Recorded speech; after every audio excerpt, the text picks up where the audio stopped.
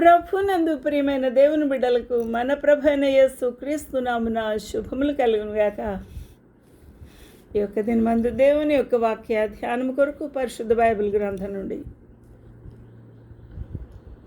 ప్రకటన గ్రంథము 11వ అధ్యాయమును ధ్యానం చేస్తూ ఉన్నాం. 11వ అధ్యాయంలో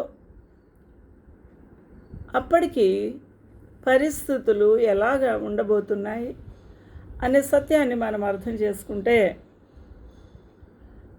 అప్పటికి 3వ మందిరము కట్టుటకై అనుమతులు, ప్రభుత్వ అధికార అనుమతులు ఇవ్వబడతాయి. ఎవరు ఈ అధికారము ఇచ్చుటకు ముందుకు వచ్చి ఉండవచ్చు. అప్పటికే యుద్ధాలు, రాజ్యాల మీద రాజ్యాలు, దేశాల మీద దేశము అల్లకల్లోలంగా ఉంది. ఈ మధ్యలో యెరూషలేము దేవాలయము కట్టాలి అని దాదాపు 2000 సంవత్సరాల నుంచి అనేక విధాలుగా సర్వత్రా కృషి చేస్తూ ప్రార్థించుచూ ఎదురు చూస్తూ ఉన్నారు యూదులు. వారికి అర్చనలు, మెస్సయ రాక వారికి కలగాలని ప్రార్థించుచు వారి యొక్క మతాన్ని వారు విశ్వసించుచూ ఉన్నారు. అలాంటి సమయంలో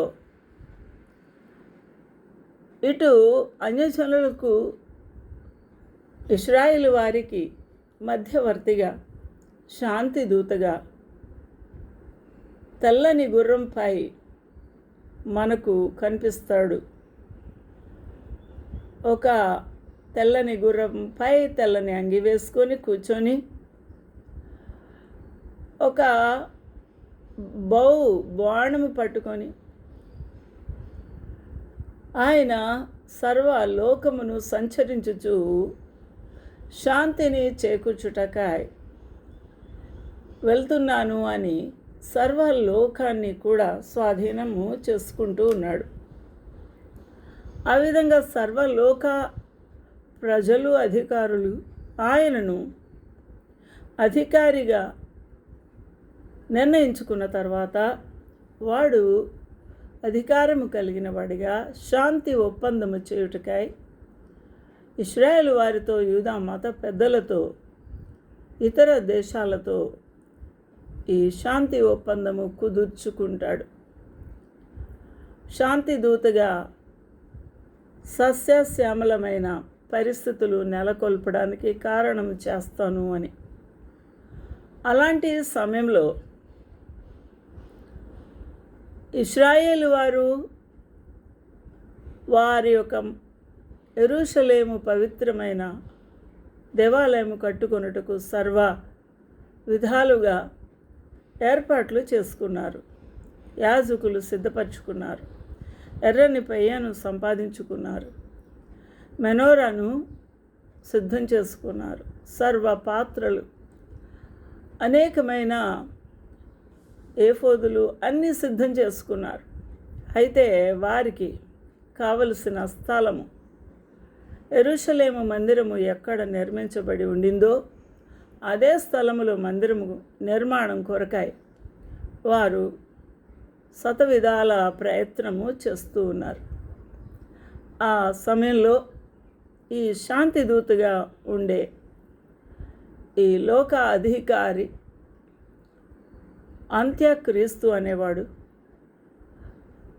ఆయన పేరులోనే 3 నెంబర్లు 666 666 అనే సంఖ్య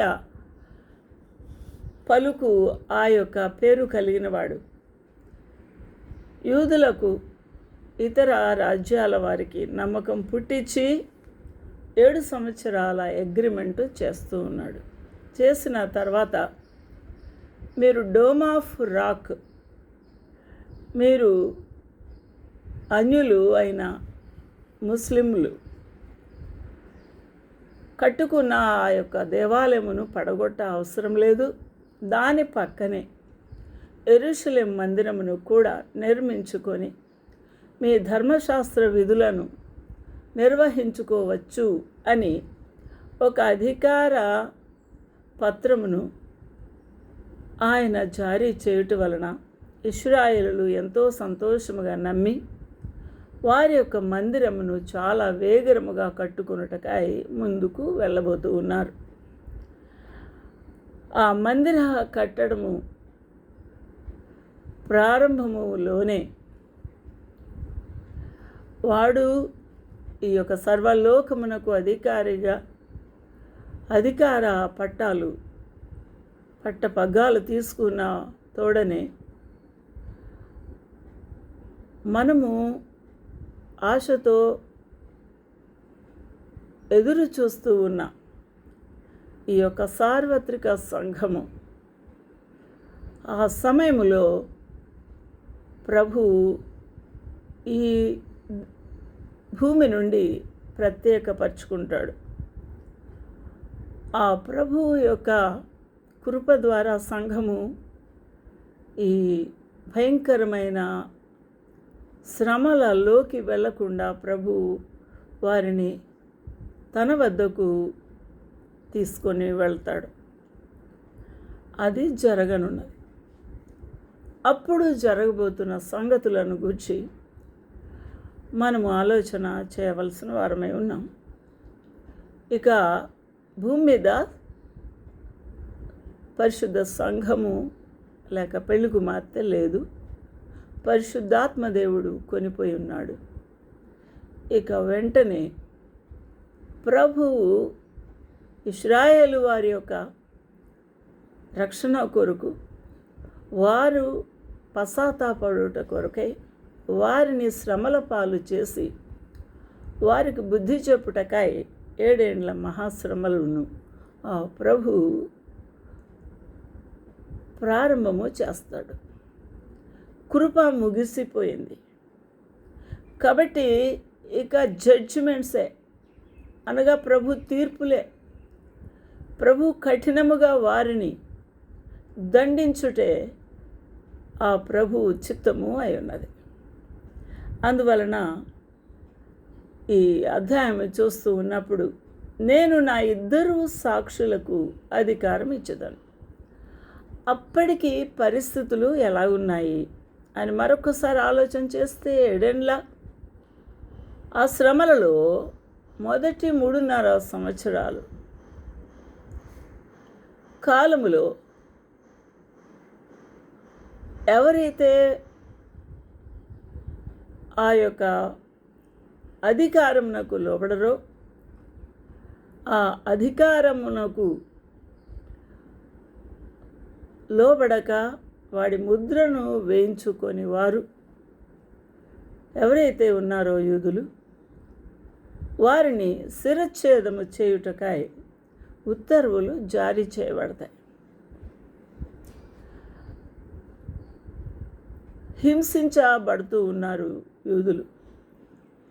కొంతమంది ఆ సమయంలో ప్రభు వైపుకు వారి యొక్క హృదయములు తిప్పుకొని ప్రభుకే అంకితం చేసుకొని క్రీస్తును అంగీకరించి వారు ప్రాణాలు ఆ యొక్క బీహెడ్ లేక శిరచ్ఛేదము చేసే ఆ సమయానికి కూడా అంకితం అయిపోతూ ఉన్నారు. ఆ విధంగా ఎంతోమంది ఆహుతి అయిపోతున్న సమయంలో యూదుల కొరకు ఆ ప్రభు తన యొక్క 2 సాక్షులను భూమి మీదకి పంపించబోతూ ఉన్నారు. అదే 11వ అధ్యాయంలో 3వ వచనాన్ని చూస్తున్నాము. నేను నా 2 సాక్షులకు అధికారం ఇచ్చేదాను. ఎందుకు? ఈ యొక్క దేవుని చిత్తమును గమనించుటకు, వారు సరిచేసుకున్నటకు యూదులు, మరియు హింసించుచూ ఉన్నాడు అపవాది. వాడి యొక్క తంత్రములను ఎదుర్కొనుటకు, సువార్త ప్రకటన చేయుటకు ఇక ఆదినాలు ఎవరు లేరు. అందువల్ల 2 తన యొక్క సాక్షులను పరలోకము నుండి కిందికి పంపించాడు. నేను నా 2 సాక్షులకు అధికారం ఇచ్చేదను. అధికారము కలిగిన వారు, అద్భుతాలు చేయగలిగిన వారు, దేవుని యొక్క వాక్యమును ధైర్యముగా చెప్పువారు, వారు గోనెపట్ట ధరించుకొని, అనగా ఈ లోకంలో వారికి ఇల్లు వాకిలి ఏమీ ఉండదు, గోనెపట్ట కట్టుకొని ప్రవచించుచూ ఉన్నారు. 3.5 సంవత్సరములు 1260 దినములు ప్రవచింతురు. అనగా దేవుని యొక్క చిత్తము ఏమవ్వబోతుంది, మీ యొక్క అంతము ఏమవ్వబోతుంది, మీరు మారు మనసు పొందితే మీరు ప్రభు చేత క్షమించబడతారు, పరలోక రాజ్యమునకు వెళ్తారు, లేదా ఈ శ్రమల పాలవుతారు అని ఆ యొక్క 2 సాక్షులు ప్రవచింతురు. ఈ 2 సాక్షులు ఎవరు అనే సంగతి కూడా మనము ఇంతకు పూర్వమే చూసాము. వీరు భూలోకమునకు ప్రభు అయిన వాని ఎదుట నిలుచుచున్న 2 ఒలీవ చెట్లు. అనగా సర్వ అధికారి అయిన దేవుని ఎదుట వారు ఒలీవ చెట్ల వలె పరలోకంలో నిలబడి ఉన్నారు. వారు దీపస్తంభములు అయి ఉన్నారు. దేవునికి మహిమ కలుగునుగాక. ఎవరైనా ఈ యొక్క ప్రవచించుచూ ఉన్న వీరిద్దరిని హాని చేయ ఉద్దేశించిన యెడల వారికి గొప్ప శక్తి కలదు. వారి నోటి నుండి అగ్ని బయలు వెళుతుంది. అగ్ని బయలువెడలి శత్రువులను ఆ అగ్ని ద్వారా దహించి వేస్తారు. కాబట్టి వారిని అప్రోచ్ అవ్వడం కానీ వారికి ఎదిరించటం కానీ సాహసం ఎవరు చేయని పరిస్థితులు అక్కడ ఉన్నాయి. శత్రువులను దహించివేను కనుక ఎవడైనాను వారికి హాని చేయ ఉద్దేశించిన యెడల వాడు అలాగూ చంపబడాలి.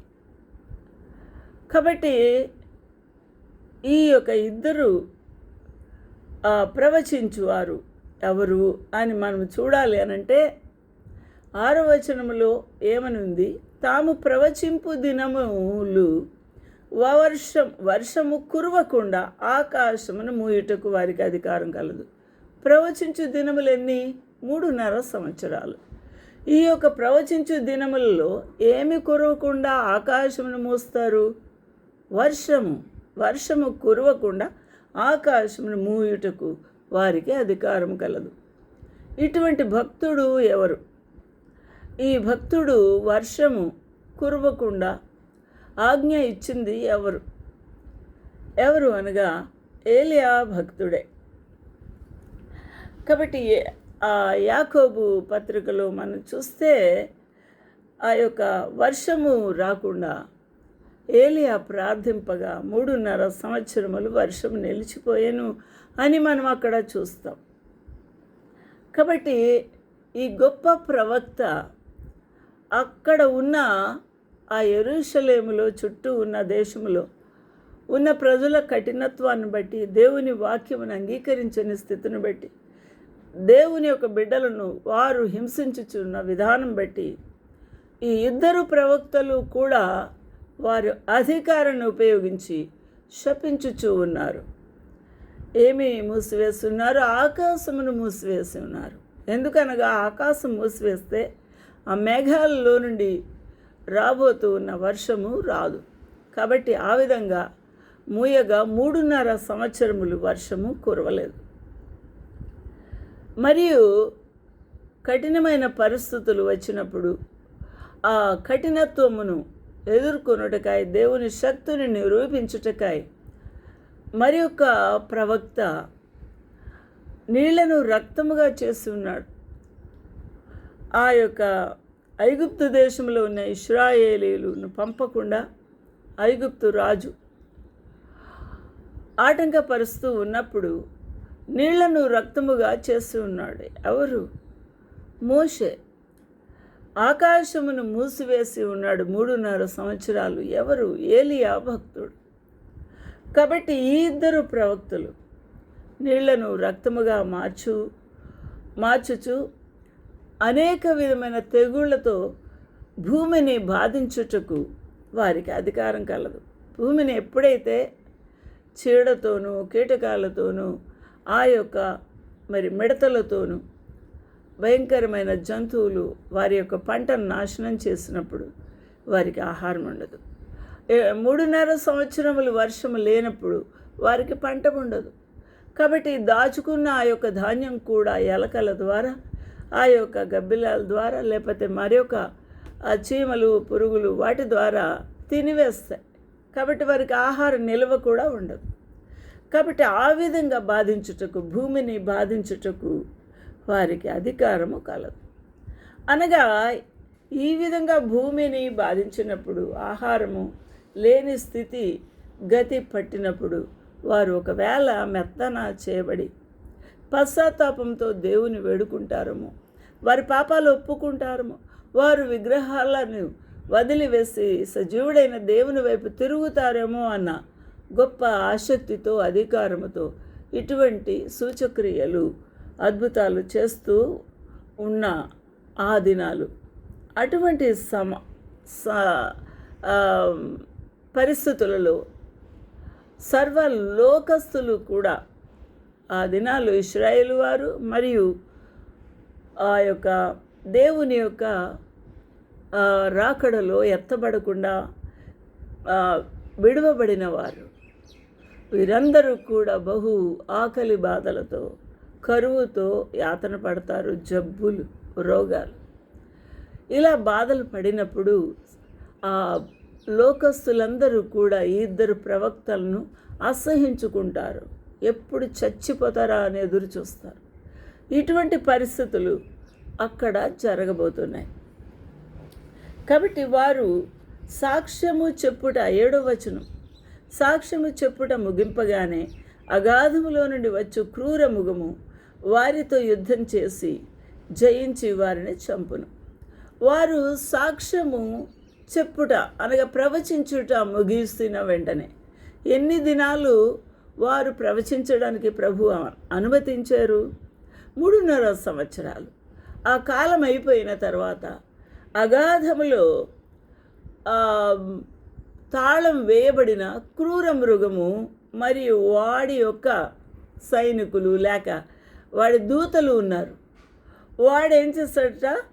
వాడు వచ్చి యుద్ధం చేస్తాడట. ఎందుకనగా దేవుని యొక్క మాట వినకుండా, వీరి ప్రవచన వాక్యములకు లోబడకుండా సర్వ ప్రజలు ఆ దినాల్లో మరి అపవాది యొక్క అనుచరులుగా ఉండి వారు కఠినులై ఉంటారు. కాబట్టి వారికి ఈ 2 ప్రవక్తలను ఎదిరించే శక్తి లేదు. ఒకవేళ ఎదిరిస్తే వారి ముక్కులో నుంచి, నోట్లో నుంచి అగ్ని వచ్చి వారిని ఏం చేస్తుంది? దహించి వేస్తుంది. కాబట్టి వారి నోటి నుండి వచ్చుచున్న అగ్ని ద్వారా ఆ ప్రజలు నశించిపోతున్నారు. ఈ విషయము కరెక్ట్గా ఆ క్రూర మృగము వదిలివేయబడింది. వదిలివేయబడుట ఈ ప్రవచనములు 3.5 సంవత్సరములు 2 ప్రవక్తలు చెప్పుట ముగిసిన వెంటనే క్రూర మృగము భూమిని బాధించు వారికి అధికారం కలిగిన వారిని ఏం చేస్తున్నాడు? ఇక బయటకు వచ్చాడు. బయటకు వచ్చి వారితో యుద్ధం చేస్తాడు. ఎవరెవరితో? మోషే ప్రవక్తతో, ఏలియా ప్రవక్తతో.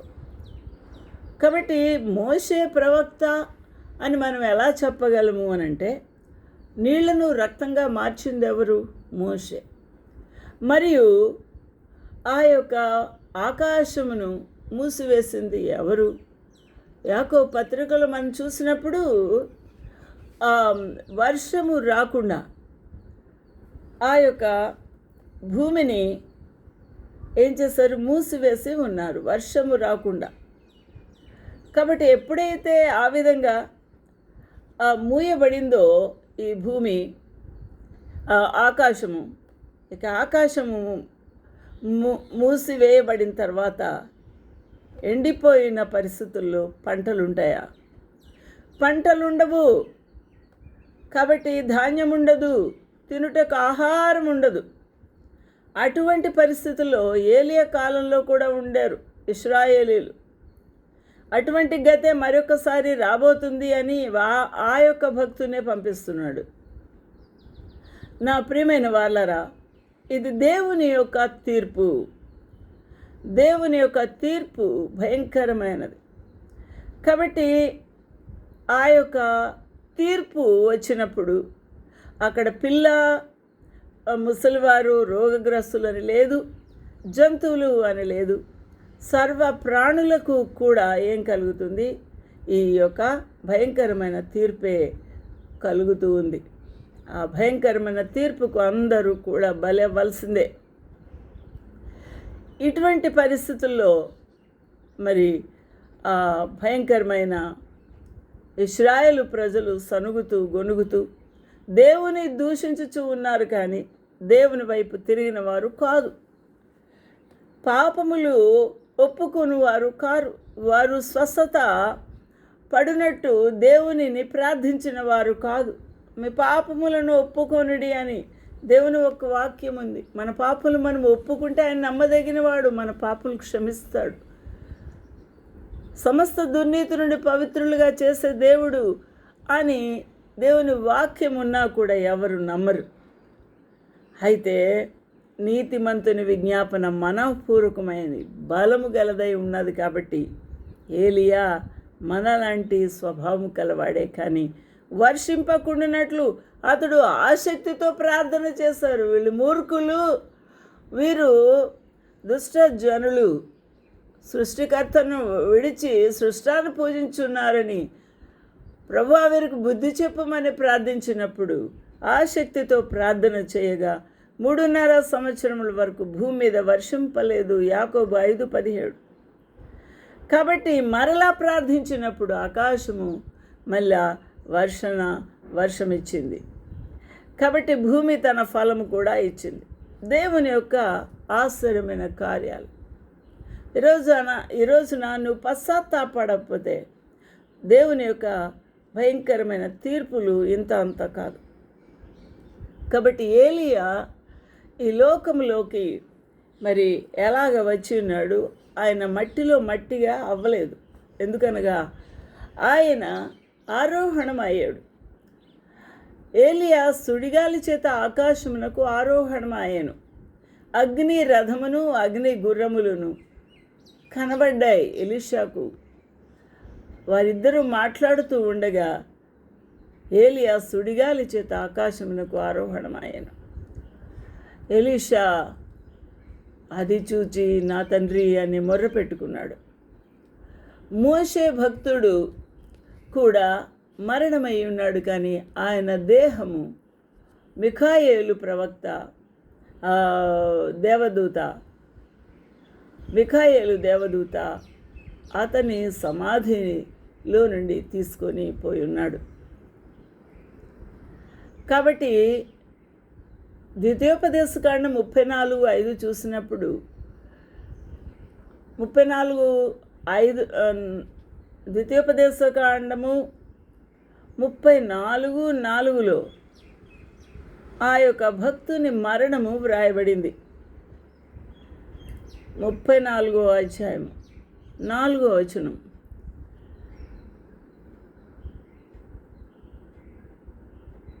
ఆయన 120 సంవత్సరములు బ్రతికిన తర్వాత ఆయన కొనిపోబడ్డాడు.